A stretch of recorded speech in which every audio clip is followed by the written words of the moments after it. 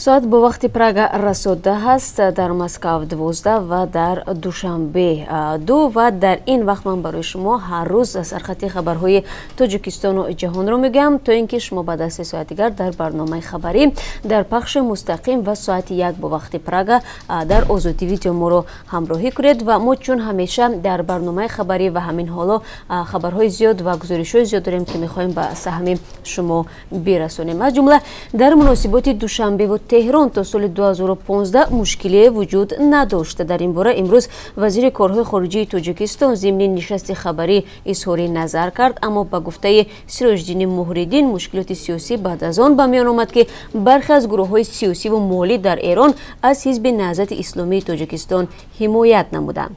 اظهار نظر وزیر امور خارجه تاجیکستان در مورد روابط با ایران در حال صدا داد که رئیس جمهور امالی رحمان در پیام مردم ایران را به مناسبت 40مین سالگرد انقلاب اسلامی تهنیت گفته است. در این پیام از جمله آمده است که تاجیکستان علاقمند تحکیم و گسترش هرچی بیشتری مناسبت‌های سنتی دوستانه با ایران میباشد.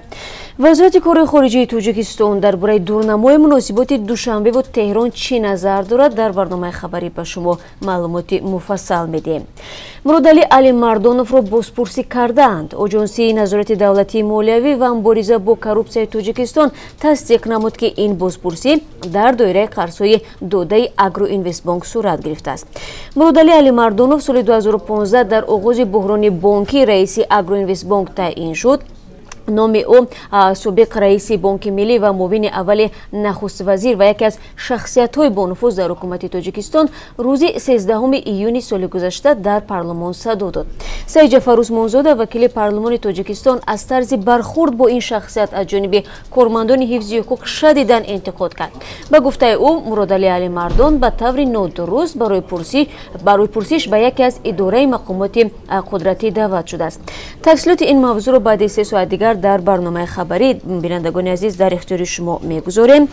در ایستگاه‌های روی آهن ترکمنستان بیش از 50 واگن حامل مال و کالاهای تاجیکستان درمانده است. داخل این واگن‌ها مال و محصولات گوناگون نیازی تاجیکستان از جمله روغن پخته، قیام شیر، مواد سوزشواری و سنگ مرمر و اشیاء خام ضروری شرکت تلکا بوده است. مقامات اداره روی آهن تاجیکستان تا به حال از همتایان ترکمنی خود در مورد چون و چرای این راهبندان پاسخ مشخصی نگرفتند. همزمان نزدیک 10 روز از ترکمنستان برای عبور ماشین‌های بربر تاجیکستان از مرزش اجازه نمی‌دهد. هرچند مقامات اشغابات اخیراً به ماشین‌های بربری که از کشورهای دیگر از جمله ترکیه به تاجیکستان بار می‌آورند اجازه عبور از مرزش را داده است. در این باره نیز ما در برنامه امروز صحبت خواهیم کرد و سیمای زنانه مهاجرت یا قصه یک خانواده‌ای که مادر بنابر به اصلاح سیر کردن شکم فرزندان مجبور است سال‌های طولانی زهر غریبی رو بچشد. البته در این چند سال اخیر شماره زنان مهاجر تاجیک در روسیه بیش از پیش می افزاید و همکار ما تلاش کرد در مثال یک خانواده حیات این گونه زنان و فرزندان آنها را که در وطن محتاج مهر و نوازش مادرند به نمایش بگذارد.